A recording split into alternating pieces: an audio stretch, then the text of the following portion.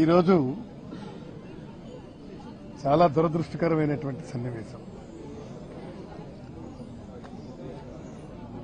అంబటి రాంబాబు గారిని అరెస్ట్ చేయటం, సరే విడుదలవుతారంటే మళ్ళీ ఇంకో పీటీ వారెంట్ వేసి అరెస్ట్ చేయటం, ఈ విధంగా అరెస్టుల మీద అరెస్టులు చేసి జైల్లో పెట్టడం అది ఎంతవరకు సమంజసమో వారి విజయంకే విడిచిపెడుతున్నారు. నేను చాలా స్పష్టంగా చెప్పదలుచుకున్నాను, ఈ విధమైనటువంటి అరెస్టులు మీరు ఈ రాష్ట్రంలో చేస్తే భయపడిపోయి ఏదో చేస్తారనుకుంటే అది చాలా పొరపాటు. మీరేం చేశారు?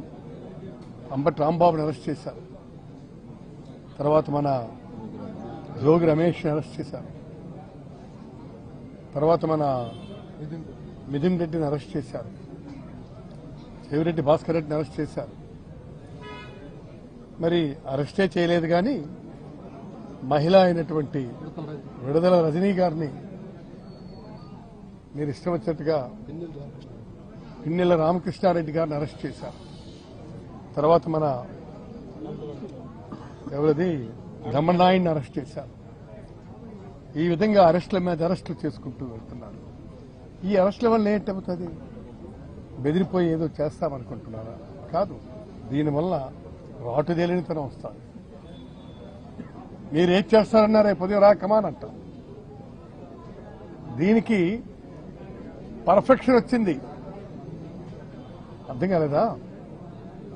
రాష్ట్రంలో ప్రభుత్వం ఇచ్చింది దేనికోసం? మిమ్మల్ని పాలించమని.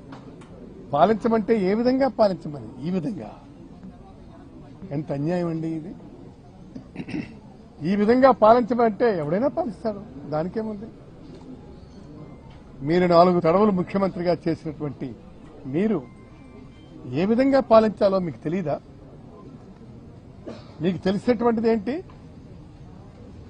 అరెస్టులు చేసి భయపెట్టి మేము పాలిస్తామనుకుంటే చాలా పొరపాటు. మీరు ఒక్కటే గుర్తుపెట్టుకోవాలా, ఇవన్నీ కూడాను భవిష్యత్తుకి గట్టి పునాదులు వేశారు. ఇవాళ మీరు అరెస్టులు చేయటం మూలంగా ఏమవుతుంది? ఏమీ కాదు. అంతేకాదు, నేను చాలా స్పష్టంగా చెప్తున్నాను, నేను గుర్తుపెట్టుకోండి, మీరు ఈ విధమైనటువంటి దీనివల్ల ఒరిగింది ఏమీ ఉండదు. తర్వాత అన్నిటికంటే ముఖ్యమైనటువంటి విషయం ఏమిటంటే, మీరు వీళ్ళని అరెస్టులు చేసి మీరు ఇంకేదో సాధించాలనుకుంటే చాలా పొరపాటు పడుతున్నారని చెప్పి మీ అందరికీ విజ్ఞప్తి చేస్తూ ఈ అరెస్టులతో ఇక్కడికి ఆపండి. ఇక మీరు తిరుపతి లడ్డూ ప్రసాదానికి వెళ్తే అందులో ఇవి కలిసింది, అది కలిసింది, పందికోవు కలిసింది, గోమాంసం కలిసింది, ఇష్టం వచ్చినట్టుగా మీరు కామెంట్లు చేస్తున్నారు. అవి రుజువయ్యాయి, అది కాదు అని రుజువైంది. ఎవరు ఎంక్వైరీ వేసినటువంటి అధికారులే చెప్పారు. అది కాదు అని చెప్పినా కూడా మీరు వెంటనే మళ్ళీ ఇంకోటి వేశారు. ఇవాళ సింగిల్ మెన్ కమిషన్ ఇస్తున్నారు. ఏం చేయడానికి మీరు అందరినీ ఇదంటించడానికి చూస్తున్నారా? కాబట్టి ఈ పరిస్థితుల్ని ఎట్టి పరిస్థితుల్లో కూడా మేము అంగీకరించే ప్రశ్నే లేదు, ప్రసక్తే లేదని మీకు నేను మనవి చేస్తూ మీ దగ్గర నుంచి సెలవు తీసుకుంటున్నాను.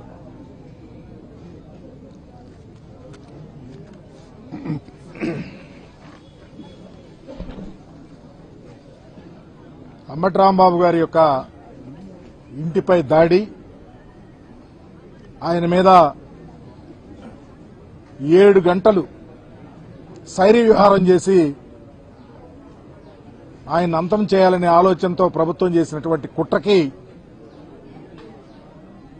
చెరపకురా చెడిదవు రాంబాబు గారిని చెడగొట్టాలని చూశారు. చివరికి రాష్ట్రంలో తెలుగుదేశం పార్టీ చంద్రబాబు నాయుడు చెడిపోయే పరిస్థితి వచ్చింది. ఎందుకంటే రాంబాబు గారి యొక్క మనస్తత్వం ఈ రాష్ట్ర ప్రజలకు తెలుసు. ఒకరిని బాధ పెట్టాలనో, కుల ప్రస్తారాలు తేవాలనో, కించపరచాలనో మాట్లాడే మనస్తత్వం కాదు. చిన్నప్పటి నుంచి తెలిసినటువంటి వ్యక్తి. సెటారికల్ గా మాట్లాడే వ్యక్తి ఆయన మీద దాడి చేస్తా ఉంటే, ఆయన కొడతాకి సిద్ధపడతా ఉంటే మాట్లాడచ్చు. మాట్లాడి వెంటనే రిపెంట్ అయిన పరిస్థితి మీద మీరు 7 గంటల్లో విన్యాసం చేశారంటే ఈ రాష్ట్ర ప్రజలకు ఏం సమాధానం చెప్తారని కూడా చెప్తా ఉన్నాం. ఈరోజు పరిపాలన మీ రెడ్ బుక్ రాజ్యాంగంతో నడుస్తూ ఉంది. అకౌంటబిలిటీ లేని పరిపాలన జరుగుతూ ఉంది. ఈరోజు ముద్రగల పద్మనాభం లాంటి పెద్ద మనుషులు ఈ రాష్ట్ర చరిత్రలో అతనికి ఒక అధ్యాయం అనేది ఉంది.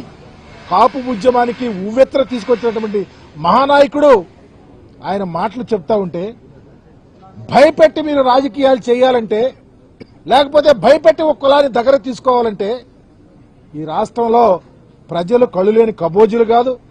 రాంబాబు గారి లాంటి ఉన్నత ఆశయాలు కలిగిన రాజకీయ నాయకుడి మీద దాడి చేయటం అమానుషంగా భావిస్తూ మరలా ఈ రాష్ట్రంలో వైఎస్ఆర్ కాంగ్రెస్ పార్టీ అధికారంలోకి రావాల్సిన పరిస్థితి పూర్తిగా ప్రజలు తెలుసుకుంటా ఉన్నారు. తప్పకుండా ప్రాయచిత్తం అనుభవిస్తారని మీకు తెలియపరుస్తూ ఈ దాడిని పూర్తిగా ఖండిస్తా ఉన్నాం.